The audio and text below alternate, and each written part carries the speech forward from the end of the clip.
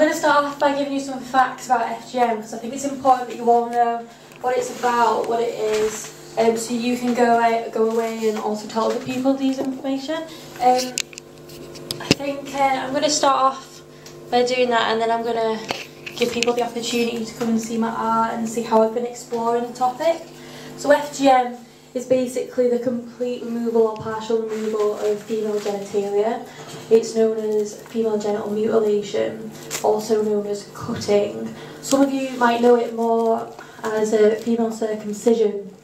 It happens to girls before they hit puberty, usually in areas North, East and Western Africa and Asia, but more recently it's spread to the USA, Canada, Europe and the UK, and it is very commonly happening in the UK at the moment. The reasons it happens is to keep these girls clean, to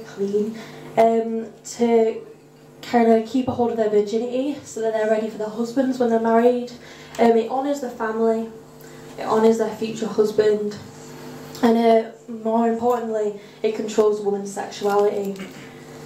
So it's been illegal since 1985. And the maximum amount of years you can get in prison in the UK is 14 years. This is happening to girls from when they're born up to when they hit puberty, so anything between a newborn and 13 years old. It does happen without pain relief, it happens within their own communities. It's a horrendous event and it's very traumatic for the young girls. So 140 million girls have enjoyed this worldwide. It's practiced in a total of 28 countries. The girls in the UK are usually collected in groups, and cutters from abroad in Africa are usually brought across and paid to cut these young girls. There's 3 different types. We'll go into details. If anyone has any questions afterwards, you can come and ask me about it.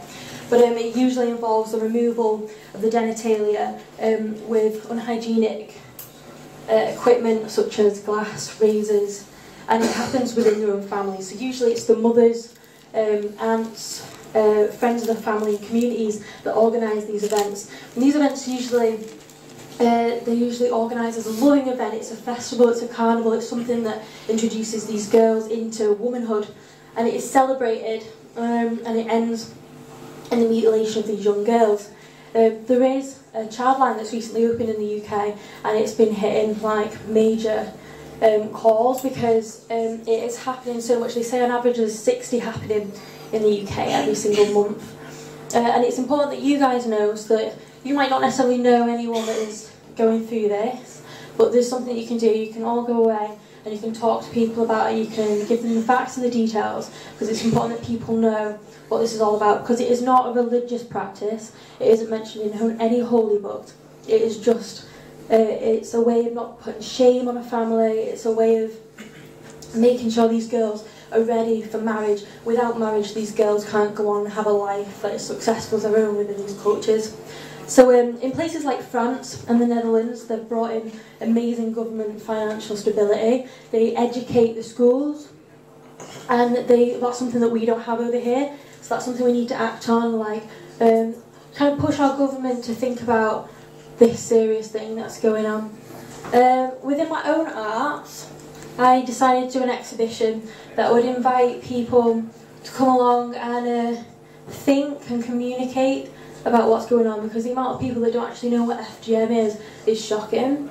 So I made a series of vaginal moulds, and I asked people to come along and paint and glitter and decorate and have fun and like all chat about it. So whether that's talking about their own sexuality, their own experiences, their own bodies, what other people have gone through, a lot of people open up and discuss personal situations, a lot of people talk about it in a humorous way. However people want to communicate about it, it's all good as long as we're all talking about our own bodies and feeling positive about vaginas and glorifying them, because vaginas are cool. Yeah. If anyone wants to come and see my vaginal molds, just a few examples of what people have been doing, come along. If you have any questions about FGM, feel free to ask me. Thank you very much, everyone.